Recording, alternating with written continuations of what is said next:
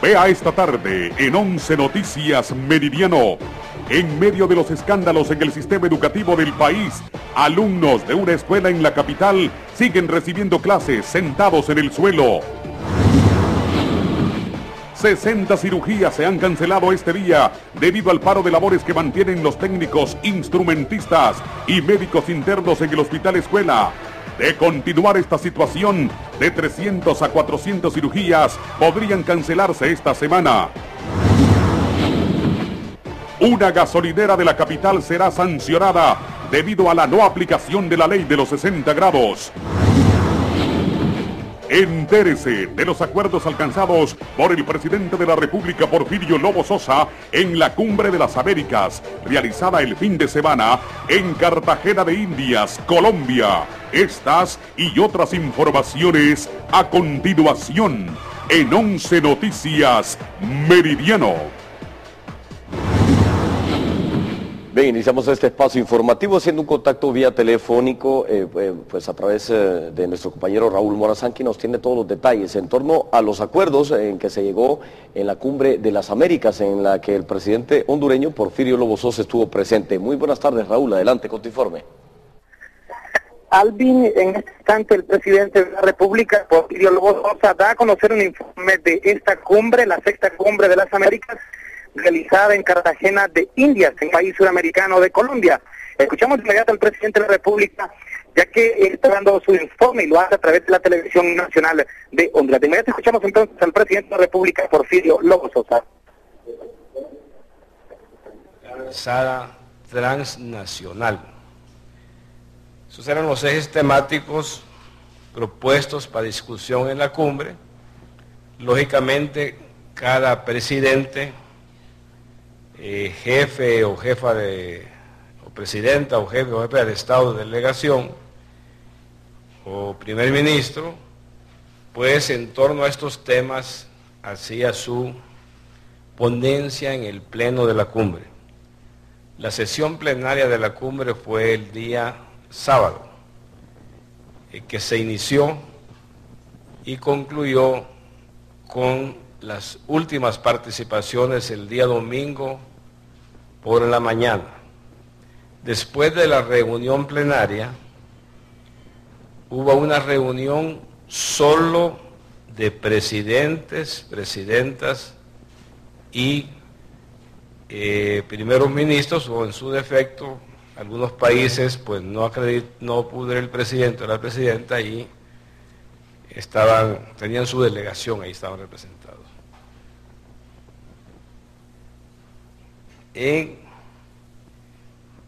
Todos abordaron diferentes temas sobre estos ejes temáticos.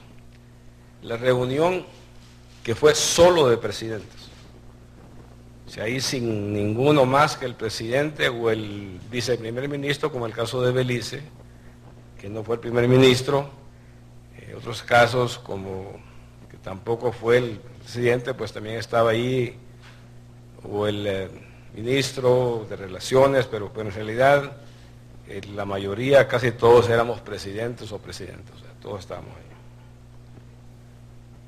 ahí. En esa reunión, el tema básicamente que se abordó fue el tema del narcotráfico y crimen organizado y los debates en torno a la despenalización o qué sé yo. Y yo introduje también, porque estaba el presidente Obama allí, el tema de los migrantes, la forma como los nuestros se tratan en Estados Unidos, y a ver qué posibilidad había de que hubiesen medidas que les beneficiasen, reconociendo que ellos allá no estaban simplemente porque querían irse allá, sino que eran prácticamente desplazados por la pobreza, que iban a Estados Unidos en busca de un espacio que les generase ingresos para sus familias. En la presentación que yo hice, y la estoy haciendo con los mismos papeles que tenía ya porque yo sé que no se transmitió en directo, pero se las traslado a ustedes lo que yo dije allá, lo que yo dije en la cumbre. En primer lugar dije yo de que el problema más complicado que tenemos que resolver es el punto segundo, que se refiere a lo que es la pobreza, la desigualdad y la inequidad. Y que consideraba yo que por eso se hacía tan necesario y tan importante que bajásemos los niveles de inseguridad que se generaban, en el caso particular nuestro, más del 70% de los homicidios se derivan de lo que es la actividad vinculada con el narcotráfico. Entonces, lo que yo hice, hablé de lo que ha sido un gran logro de la cumbre, y es que el gran debate que ha habido de la responsabilidad común y compartida, pero diferenciada.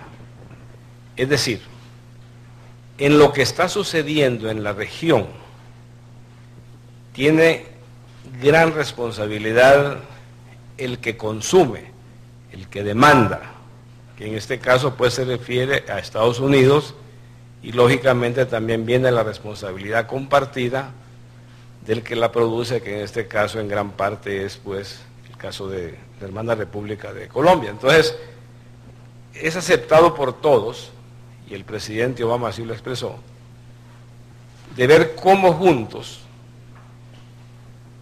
sabiendo que tenemos una responsabilidad compartida, pues enfrentamos juntos este reto.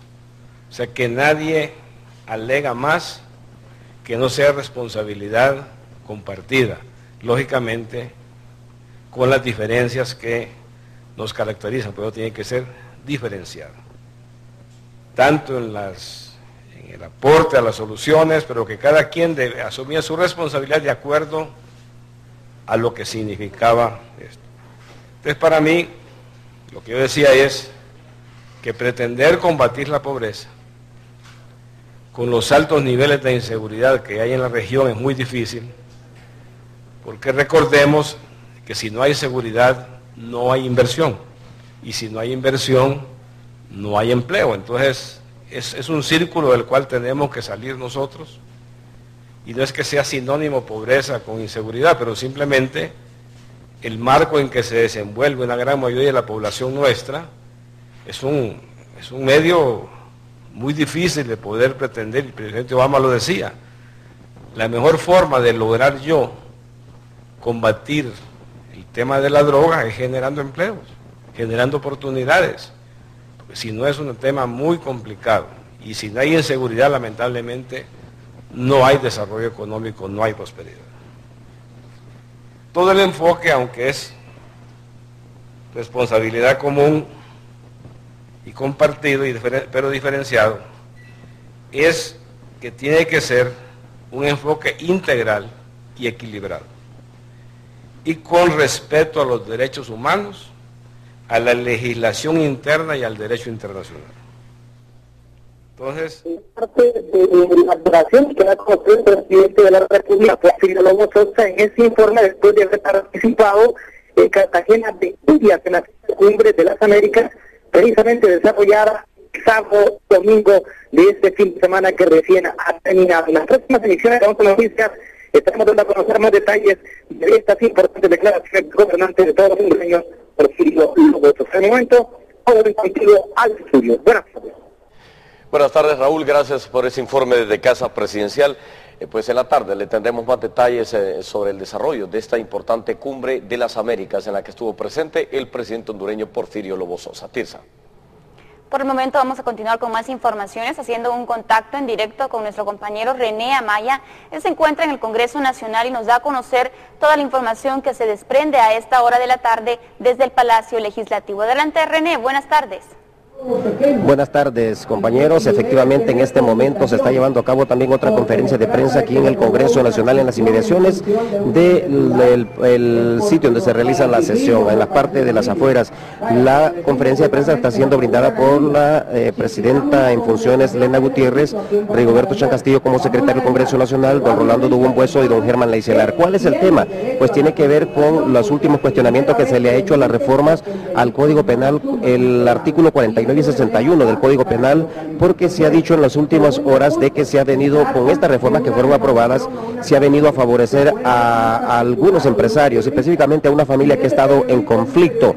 Vamos a escuchar al propio don Germán Leicelar y a la presidenta también, doña Lena Gutiérrez, en este momento cuando hace uso de la palabra don Germán Leicelar. Tuviese una pena accesoria, se está conmutando la pena accesoria, porque esa persona es sujeta de ese beneficio de la ley cuando no es una persona reincidente. Pero si es un periodista que todos los días difama y calumnia y ha tenido diferentes sentencias, el juez no le va a calificar el derecho a poder hacer uso de lo que es la conmuta. Pero esta conmuta no la está inventando la reforma, esta conmuta existe en la ley y existe también en la conmuta para los delitos inferiores de 5 años. Lo que se debe de establecer es esa claridad, y el otro tema que la comisión dictaminó y estuvo de acuerdo es que la conmuta tenga un valor superior a lo que tenía en la vieja ley. ¿Por qué? Porque la vieja ley habla de valores fijos de 10 y 5 lempiras. Nosotros creemos de que se debe de establecer en la ley que el valor que se pague por la conmuta sea el costo que tiene el Estado, ya sea del procedimiento para investigar el delito, o en su defecto el valor del costo de lo que cuesta sostener a un reo en prisión. Porque si el que tiene derecho a conmutar puede pagar para que se pueda sostener el sistema de penitenciario del país, excelente. Esas son las discusiones que hemos tenido nosotros. Sobre el otro tema que mencionaban los compañeros periodistas, al menos en nombre de la comisión yo puedo afirmar que nunca hemos visto ni hemos discutido el tema que esto beneficie o perjudique a una persona con nombre y apellido. Hemos evaluado dos principios fundamentales de la ley.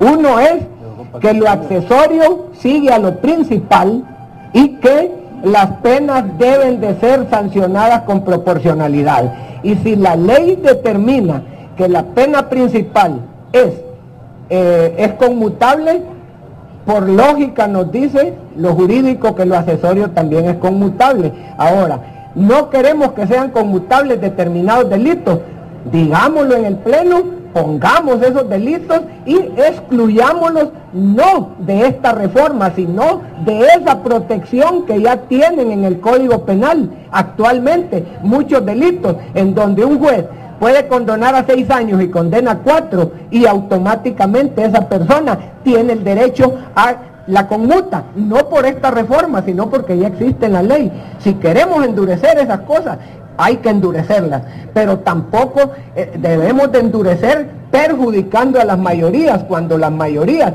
pueden cometer actos o acciones que tengan naturaleza delictuosa, pero que no sean delincuentes que deben de estar en la cárcel, sino que deben de pagar, deben de ser castigados con esa sanción, y que si no tienen dinero, como lo dice la ley, podrán pagar. Si no con dinero, podrán pagar con servicio social. Todo eso está establecido. Tenemos la segunda interrogante con Loma Aníbal Morazán de Radio. Bueno, en este momento también le hacen otra interrogante, le escuchamos de inmediato. Leicelar decir que la opinión de la Corte no era en contra ni a favor. En estos momentos el presidente de la Corte está dando una conferencia de prensa y está diciendo que la opinión es en contra. ¿Sería que le llegó otra opinión? Lo está diciendo el presidente de la Corte, eso por un lado. Y agregándole también, la diputada Gualdina, que es miembro de la Junta Directiva, ha dicho que no se leyó, como normalmente se estila los dictámenes cuando se hacen reformas. Una respuesta para eso. Y por otro lado, abogados que son especialistas en materia penal han dicho que el Congreso se está contradiciendo. Por un lado, incrementando las penas y que ahora ustedes están despenalizando una serie de delitos. Una respuesta para eso, por favor.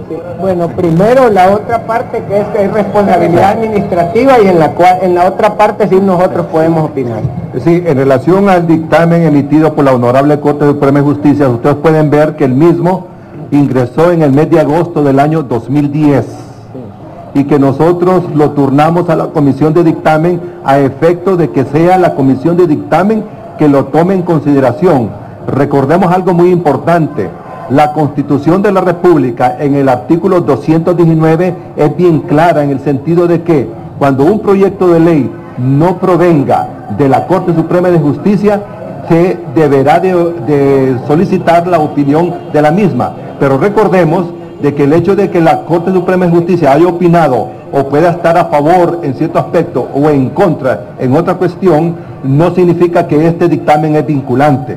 Nosotros hemos cumplido con todos los requisitos de la formación de la ley que señala la Constitución de la República, y entonces lo que hemos hecho nosotros que es definitivamente es aprobar la reforma del artículo 49 y 61, en la cual viene a beneficiar a los imputados o a los que han sido condenados por primera vez a que haya una conmutación o que se les pueda aplicar cuando no puedan pagar la multa a trabajos de carácter comunitario, que es una ley que ya fue aprobado en el año recién pasado. Bien, aquí el abogado Leicelar en este momento va a hacer otro agregado también sobre estas interrogantes que se le formuló. Unos dicen que está a favor y otros dicen que está en contra. Tienen que leerlo ustedes porque esto es una recomendación, como son todos los dictámenes de la Corte, en donde dicen, ahora, si la Corte me dijera ahí, no pueden hacer esta reforma. Bien, el abogado Germán Leicelar, también en la comisión del Congreso Nacional que está liderando la vicepresidenta del Congreso Nacional, doña Lena Gutiérrez, desde un inicio ha dicho que que fueron aprobadas estas reformas no para favorecer a nadie en ningún momento, y por otro lado se ha dicho que no es cierto que se trate de beneficiar a una familia a la cual pues básicamente habría sido dirigida estas reformas al Código Penal, el artículo 49 y 61, según los expertos en materia de derecho. Pero aquí están dando a conocer ya su punto de vista por parte de la comisión que tiene que ver con los asuntos penales aquí en la Cámara Legislativa, pues salvando de toda responsabilidad estas reformas que se aprobaron al artículo 49 y 61 del Código Penal en nuestro país la semana anterior, y que ha sido fuertemente cuestionada porque según se ha dicho que el propio diputado proyectista Osvaldo Ramos Soto es uno de los apoderados legales de esta familia que ha estado en conflicto y que aparentemente para poderlos beneficiar habría interpuesto este proyecto para que a través del Congreso Nacional aprobadas estas reformas se podían beneficiar esta familia y terminar este conflicto que se ha venido dando por muchos años. Nosotros vamos a tener mayores detalles en las próximas emisiones, compañeros, con ustedes. Buenas tardes. Buenas tardes, René, gracias por este informe. Esto es lo que está pasando en este momento en el Congreso Nacional cuando se habla acerca de este punto a discusión, la reforma en el Código Penal, específicamente en los artículos 49 y 61. Pasamos a otros temas, y luego de que trascendiera que la empresa privada sugirió privatizar a la empresa nacional de energía eléctrica para sacarla de la crisis financiera en la que se encuentra, han surgido diversas opiniones encontradas en torno a esta temática. Nuestra compañera Edith Copland se encuentra en este momento con el gerente de la estatal eléctrica, el señor Emil Jawit, y nos tiene pues sus opiniones al respecto. Muy buenas tardes, Edith, adelante.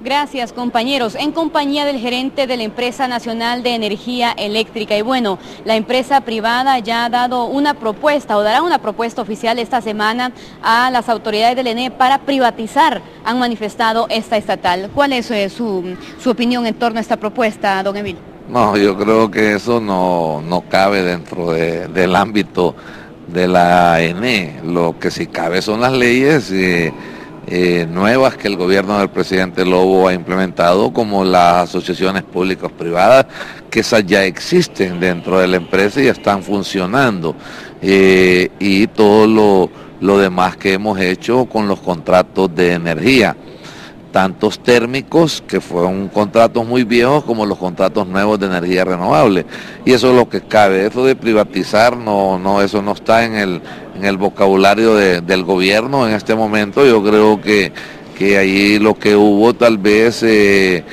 fue que el mensaje que el COEP ha querido mandar es decir que se debe tener una intervención del sector privado con el público, y eso ya existe permanentemente en la ENE a través de todos los contratos que se tienen. La presidenta del COEP manifestó la semana anterior que esta semana se reuniría con usted y toda la junta directiva. ¿Ya tienen un día específico donde se presentará esta propuesta por parte de la empresa privada? No tenemos el día porque Aline Flores, la presidenta del COEP, salió para Colombia al viaje que estaba en Cartagena, que era la Cumbre de las Américas, y eso tuvimos que suspender la reunión y nos vamos a poner de acuerdo. Creo que ella está regresando hoy o mañana, y nos vamos a poner de acuerdo con el día, y yo tengo que salir a San Pedro Sula porque tengo la reunión del CIAPAC en San Pedro Sula, que es la Intercontinental Centroamericana, miércoles, jueves y viernes. Entonces yo creo que aquí lo importante es que estamos de acuerdo, estamos haciendo las cosas de la mejor manera y en forma transparente y de acuerdo a las leyes del país. Pero se podrían aceptar algunas propuestas por parte de los empresarios, tomando en cuenta que ellos manifiestan que en este momento la estatal está prácticamente en la quiebra. ¿Y es cierto eso también, don Emilio? Bueno, mire, aquí las sugerencias de ellos son bienvenidas y las vamos a discutir a profundidad, pero aquí no hay que discutir solo ciertos temas, hay que discutir toda la problemática de la ENE. Si la empresa nacional de energía tiene un déficit fuerte de flujo de efectivo, hay que analizarlo por qué, cuál es el problema de ese déficit.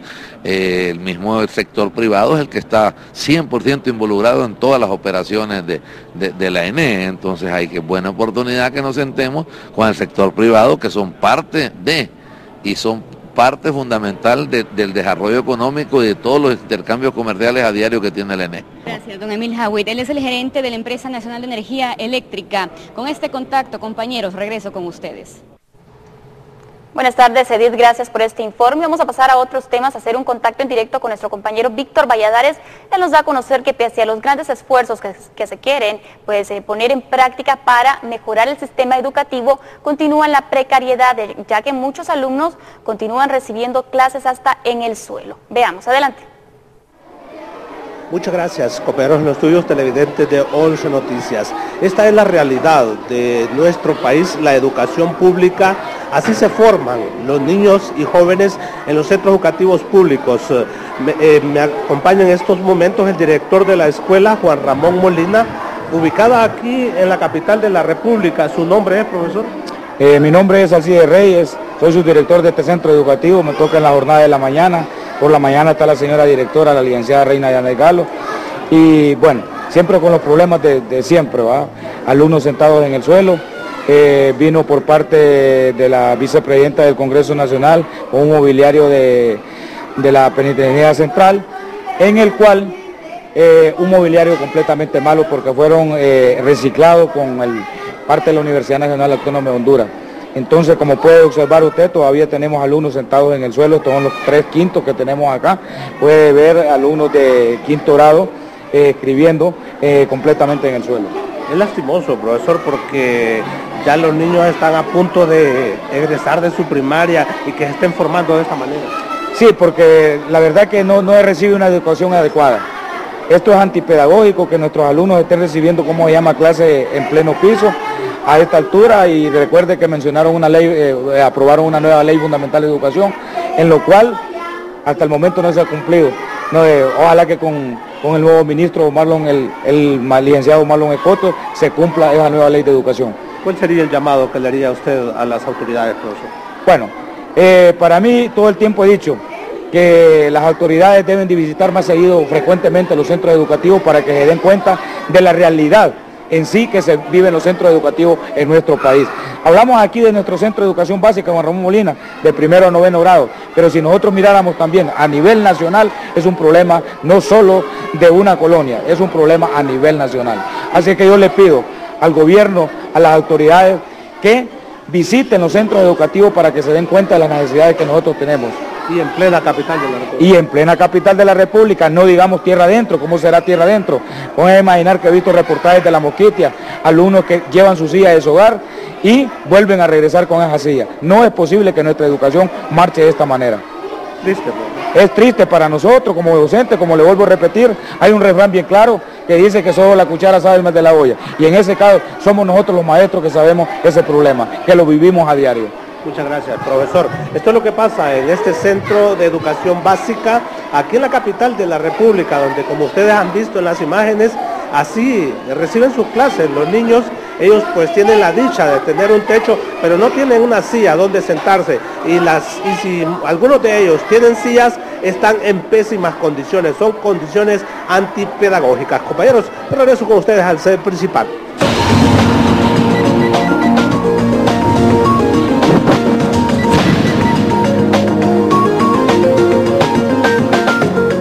Tengan muy buenas tardes. En la información internacional no hubo declaración conjunta en la Cumbre de las Américas. Sin embargo, sus asistentes aseguran que valió la pena. ¿Sirvió o no? Veámoslo a continuación. La falta de acuerdo entre América Latina y Estados Unidos sobre la política hacia Cuba, así como en relación con el apoyo a Argentina por su reclamo sobre las Malvinas, impidió consensuar una declaración final de los líderes en la sexta Cumbre de las Américas en Colombia. El debate sobre las alternativas a la actual estrategia de lucha contra las drogas, por su parte, fue trasladado a la Organización de Estados Americanos. Que no se llegue en todo a acuerdos es más que normal. ¿Quién iba a pensar que se iba a llegar aquí a un acuerdo sobre las Malvinas o Cuba? Todos sabíamos que no iba a haber acuerdos de antemano, señaló el mandatario colombiano Juan Manuel Santos, quien indicó que no obstante la cumbre fue útil porque por primera vez los jefes de Estado y de gobierno presentes hablaron de todos los temas sin tabús. El tema de las drogas nadie lo ponía sobre la mesa. El tema de Cuba y el de las Malvinas no eran discutidos y esta vez sí fueron discutidos, sostuvo. Según analistas, la cumbre demostró que Washington sigue perdiendo influencia en la región. En ese sentido, por primera vez Latinoamérica se opuso con una voz única a la exclusión de Cuba del Foro Hemisférico de la Organización de Estados Americanos, que expulsó a la isla de sus filas en 1962. Así, los países de la Alianza Bolivariana para las Américas, encabezados por Venezuela, amenazaron con no participar en la cumbre de 2015 en Panamá, si es que Cuba está ausente. Aunque esta cumbre culminó sin una declaración final, los 33 países participantes se acordaron la creación de un sistema interamericano contra el crimen organizado. Esta fue la información internacional, les informó Ani Matamoros.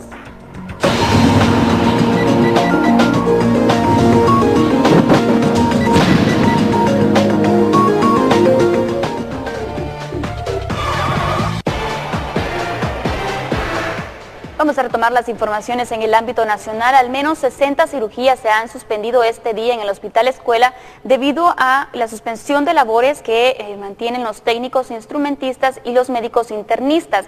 De continuar esta problemática, al final de esta semana se podrían haber suspendido entre 300 y 400 cirugías. Pero que sea nuestra compañera Kelly Olivera que nos dé más detalles. Adelante. Buenas tardes, compañeros en estudios centrales de 11 Noticias. Y 60 cirugías se han cancelado solo este día, según el presidente del Colegio Médico de Honduras, Elmer Mayes, al pues estar en paro de labores los técnicos instrumentistas y también los médicos internos. Vamos a escuchar al presidente del Colegio Médico de Honduras, Elmer Mayes, hablando sobre este tema, y al final de la semana se prevé que entre 300 a 400 cirugías se van a dejar de realizar. Se han cancelado, hoy no se van a realizar 60 cirugías. Esto como resultado de, varias cosas, pero principalmente la disminución de la atención en salas de operaciones por el paro de las enfermeras instrumentistas y por la falta de preparación de los pacientes que se dio como resultado del paro de los laboratoristas y el paro de los médicos internos. Los médicos internos hoy abandonaron la emergencia y están en las asambleas informativas, por lo tanto hubo necesidad de redistribuir el personal médico de las salas a las emergencias y los pacientes que están entonces hospitalizados ya ahora se encuentran básicamente solamente con un médico. Bien, pues ya han escuchado al presidente del Colegio Médico de Honduras, Elmer Mayes, hablando de esta cancelación de más de 60 cirugías este día, pero le vamos a ampliar este y otros temas más del campo de la salud en las próximas emisiones de 11 Noticias. Buenas tardes. Buenas tardes a nuestra compañera Kelly Oliveri, gracias por su informe del Hospital Escuela. Pasamos a otros temas. Industria y Comercio realiza operativos en diferentes estaciones gasolineras. Esto para verificar que se aplique la ley de 60 grados que ha entrado en vigencia a partir de hoy. Manolo Escoto nos tiene la información. Adelante, Manolo. Muchas gracias, compañeros, muy buenas tardes. Y nos encontramos específicamente en una de las estaciones gasolineras al final del Boulevard Morazán, en donde se están realizando los operativos por parte de Industria y Comercio, Protección al Consumidor, para verificar el cumplimiento de la ley de los 60 grados. César Paz es miembro de este equipo que están supervisando este sector y nos cuenta cómo ha estado este operativo que están realizando, qué es lo que han encontrado, cuántas estaciones han revisado hasta el momento.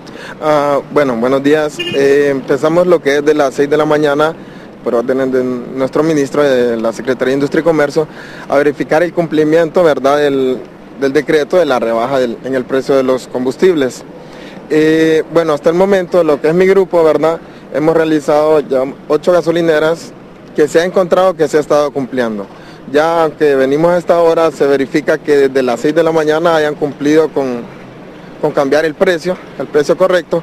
En caso contrario, se procede a llenar un acta y eso conlleva una sanción. Tengo entendido que algunas gasolineras del Boulevard Fuerzas Armadas encontraron problemas con esto. Sí, bueno, otro grupo de compañeros se andaban por esa área y efectivamente al momento de llegar estuvieron vendiendo sin haber cambiado el precio, ¿verdad? Entonces todo eso es sancionado por la Ley de Protección al Consumidor. Ahora, expliquémosle a la gente en qué consiste la aplicación de la Ley de los 60 grados. Se toma no el precio que está fijamente, sino más el aumento. Si le explicamos a la gente cómo es que se aplica.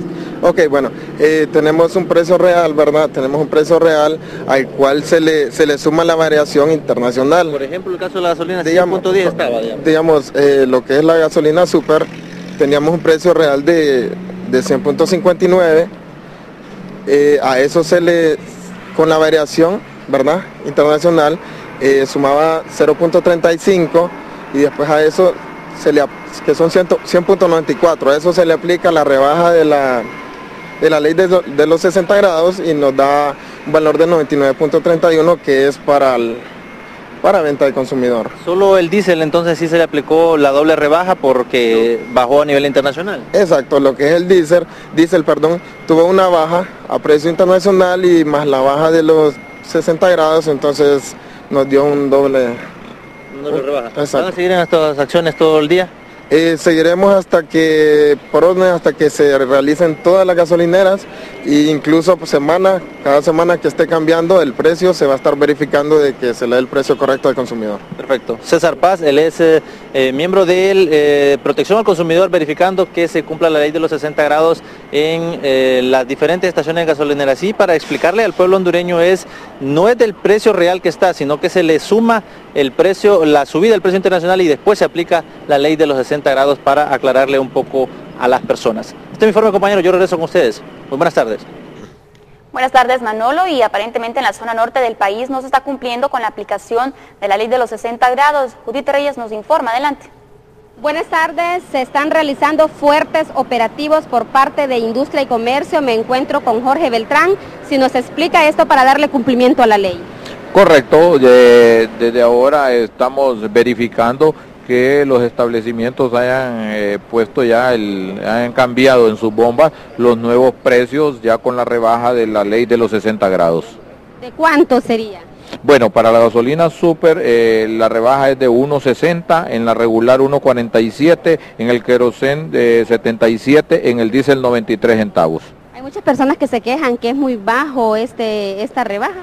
Mire, acuérdese que cuando empezaron los aumentos iban de 20, 30 centavos, 10 centavos y cuando acordamos lo teníamos casi a 100 lempiras. Ahorita es de 1.60. Ahora imagínense todos estos fines de semana que dicen que ya el precio internacional va a bajar. Entonces esto va a ayudar mucho para que el consumidor final pues aproveche de que los precios vayan bajando. ¿Los operativos son en cuántas gasolineras?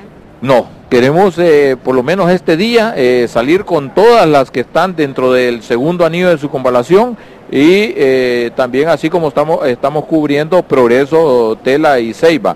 Quiero contarle que en las dos primeras establecimientos que se verificaron en Progreso no estaban cumpliendo con la ley, no habían hecho las rebajas correspondientes, igual en Tela, con las dos primeras. ¿Cuáles son las sanciones? Las sanciones son las administrativas que nos habla de salarios mínimos, o sea que, pero no es lo mismo sancionar una pulpería o otra clase de negocio que sancionar un establecimiento de estos. Ya escucharon, se han encontrado irregularidades, algunas gasolineras no están cumpliendo con lo establecido, que a partir de hoy ya se debe poner pues esta rebaja de los 60 grados. Retorno con ustedes a Estudios Centrales, buenas tardes.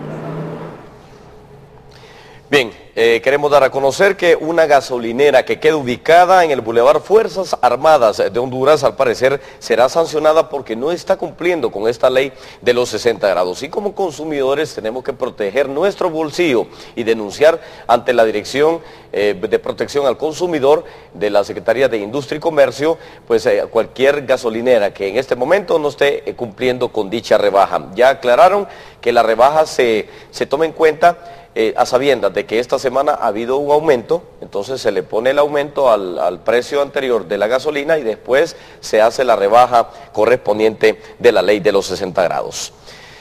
Bien, nos vamos de inmediato con otro tema. Nuestro compañero Guillermo Paz Manueles nos cuenta que la nueva ley del Instituto Penitenciario al parecer no será efectiva, según la opinión de muchos analistas económicos y políticos del país, si no hay una voluntad política por parte de las autoridades para que apliquen dicha ley.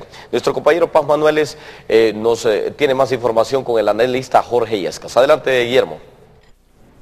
Gracias, compañeros. En los estudios principales de Canal 11 nos acompaña don Jorge Illescas Oliva. Don Jorge, en el Congreso Nacional entró a su tercer y último debate la ley del nuevo Instituto Penitenciario. ¿Qué opción trae esta ley y esta nueva institución para dirimir los conflictos que se dan en las cárceles del país? Guillermo, indudablemente que la ley de instituciones penitenciarias es bastante anticuada y se hace necesario una nueva ley. Pero el problema no se resuelve con nuevas leyes. Usted ve que hay nueva ley para educación, una cantidad de nuevas leyes, pero no se aplican. La mayor parte de las leyes de Honduras son papel mojado. Y mientras no exista una verdadera política penitenciaria por parte del gobierno para combatir en serio la corrupción, que no se tengan nuevas instalaciones. Han habido iniciativas de los españoles, de los israelitas, proponiendo construir cárceles modelo, para seguridad de los presos y del país. Sin embargo, eso ha pasado inadvertido, nunca han tomado esa decisión, porque dentro de los presidios hay intereses muy poderosos, y entonces se juegan muchos intereses, y realmente los políticos no han estado interesados en resolver ese problema. Y tenemos unas cárceles totalmente saturadas, que yo tengo serias aprensiones en que con una nueva ley, por nueva ley, se va a resolver ese problema. Se habla que la cabeza de este instituto penitenciario va a depender del Ministerio del Interior. Efectivamente, son ministerios que siempre se le adjudican a políticos, que están más interesados por su imagen, por los problemas de su partido, que por resolver los problemas del país. Y mientras las cosas sean así, mientras tengamos esta clase política con esos criterios tan atrasados, nosotros no vamos a salir adelante en nuestro país. Muchas gracias, don Jorge Illescas Oliva, dándonos su criterio sobre esta ley de nuevo instituto penitenciario en nuestro país. Ha dicho don Jorge que no es el problema crear más leyes, sino que tener una voluntad decidida de parte de quienes nos gobiernan para que estas leyes sean una realidad y tengan plena vigencia y plena aplicación. Regresamos a los estudios de Canal 11 en este reporte de Guillermo Paz Manueles.